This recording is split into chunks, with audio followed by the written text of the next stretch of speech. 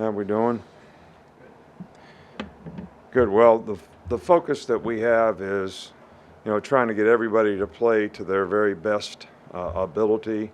Everybody play to a standard. Everybody buy into not just talking about what standard is, but what do I actually have to do to be able to accomplish that, play that, prepare so that we can go take and play the games to that level and do it for 60 minutes in the game. And that's something that, we've been talking about all week. Players have responded, pretty well, to it. I think the preparation has gone, fairly well. So we just got to keep these guys, focused on what they need to do. Not, I always say the standard comes from here. Motivation comes from out there. And we would like for everybody to have pride in their performance so their standard is something that's important to them, and they're willing to do the things to invest in their future that they need to do so that they can be the best players that they can be. And nobody can really have the poor me's about, my circumstance, my situation, how I feel, we lost a game, none of that. I mean, don't waste the failing, do everything you can to try to improve and get better, and that'll help our team get better as well. How do you think Jalen's done so far just in terms of reading and reacting to blitzes? The issue in the game was I think we only got sacked once on the blitz, and the back cut the linebacker, and he got up and still sacked the quarterback. The other issues were really basically four-man rush, three-man rush. So I think that he has done okay. I think that what we need to do as an offense is everybody's got to pay more attention to detail. We can't give bird and rabbits so the other team knows when we're passing so they can tee off. All right, so all these little things sort of add up to create a disadvantage for you if you don't get them fixed. And these are all things that our players need to understand and need to do so we can protect better and the quarterback can have a better chance to operate. Hey, Coach. Last week you mentioned how continuity in the secondary was an issue because of the injured guys. Just how have you seen the depth of that position group kind of come along? Well, they've been good this week. They've all been able to practice and do what they can do. Now, this team's going to go fast. They're fastball as fast as anybody in the country goes. So, probably can't, sub on third down. You're going to have to probably play with whoever's in the game. So when we've tried to do that in the past against teams like this, we get caught with 12 guys on the field, or we can't get them off the field when they make a first down. So we've been playing with those 5 guys. They've all not had any issues this week, so hopefully that'll be beneficial in terms of practice reps, again, and this communication and all that type of thing. From a recruiting standpoint, what's the benefit and impact of going to a market like Tampa during the season for a game? I think anytime you play on the road and you play a quality opponent, which I think these guys have made tremendous improvement in their team and the quality of the players and all that. I mean, it's a game that's going to be on TV. It's a good market for our fan base in Central Florida. So I think it's all good. But I think it's only good if you play good. So, I mean, image is something that you got to work to really have in terms of what I talked about before in terms of standard, how you play and the things that you do. So that pride in performance is going to be important no matter where we play. What's the key as a coach to basically letting a player develop or deciding that you need to make a change at a position, giving another player another opportunity? I think everything is performance-based. And, like I said before, and I said this to the team, if you want security at your position, then you have to play well. That's what gets you security at your position. If you're not playing well, then we're going to evaluate, can anybody else play that position more consistently, better, whatever. Because everybody's trying to give their best. People are sometimes critical of whatever, but nobody takes a loss harder than the players. Nobody takes a loss harder than the coaches, because it's our blood, sweat, and tears that we put into it, and we want to do it better.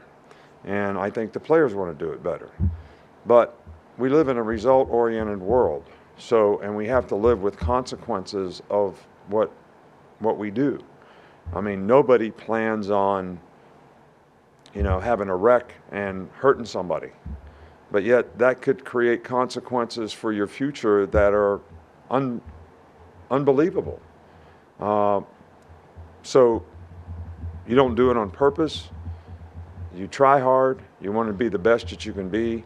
And I think that's the attitude that everybody should keep, regardless of what your circumstances are. Because even if you have a failing, you need to go work on taking advantage of the next opportunity that you have. And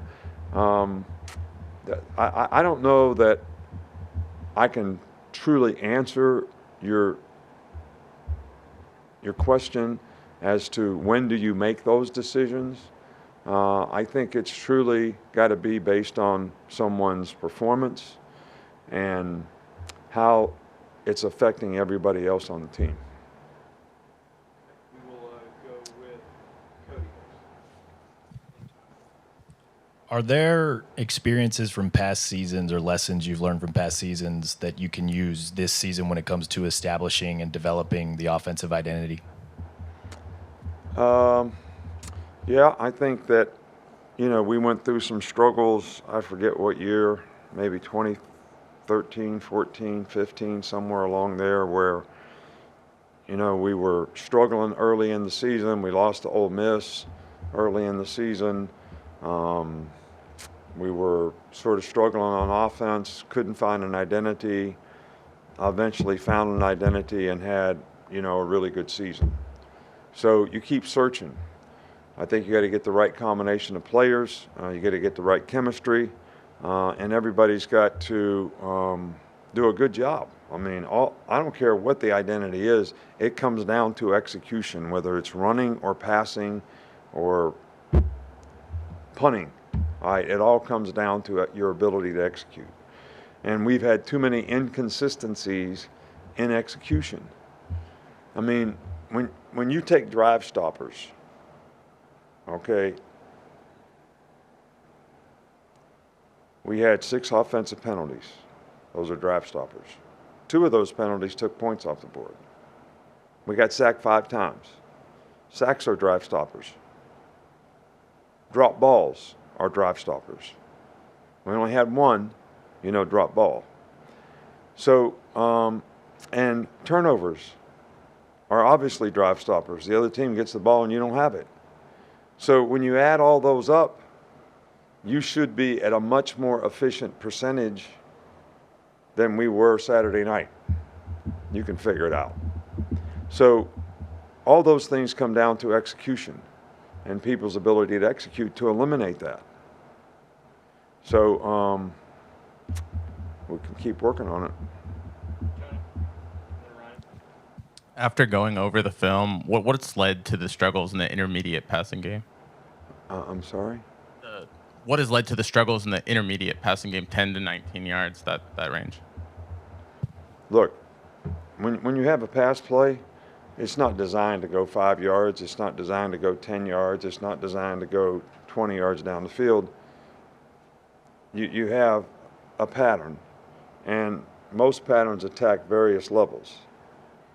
And then you read the defense and you decide, where should I throw the ball? Sometimes it's 20 yards down the field. Sometimes you got to take the check down and it's a 5-yard play. All right, so we have made some explosive plays in our first 2 games. We have not been consistent in what you refer to as the intermediate passing game and making decisions and get the ball out of our hand quickly and run good routes so we're open and things are pretty decisive for the quarterback because of the picture. So, and everybody needs to do a better job. Protection needs to be better. Pocket doesn't need to be collapsing on the quarterback with a 4-man rush. So all those things need to get better. And we're going to work on it. Coach, in the past, clearly a lot of success, and that comes with a lot of players that had success with you. A lot of players since the loss have came out that used to play on your program, criticizing and saying different things. How do you tell your players to just listen to you and the inside noise and not listen to that? Because that's tough. I know it's easier for you, but maybe 18 to 22-year-olds, like Trent Richardson today said, we need to get back to Bama ball. How do you tell your guys to stay in the room that you're in? Again, I talked to the players about internal standard versus external noise. And, I think that we didn't play great. So, people get upset that we get criticized. But why wouldn't we get criticized if we don't play well? I mean, people call me and say, hey, man, this guy's a jerk for, saying this about you. No, he really isn't. I mean, it's right. We didn't play good. I'm responsible for that. So we did all these things on offense that I just talked about, add them up. Well, I mean, I'm responsible for that. So, I mean, in the real world, when you don't perform and you don't produce, you probably get criticized. Sometimes get penalized. Some people lose their job when they don't perform well. That's maybe even worse than losing a game when you can't feed your family and your children and all that, make your house payment. I guess that's worse. So I don't really know what the noise is. I haven't listened to one talk radio show. I haven't read one newspaper.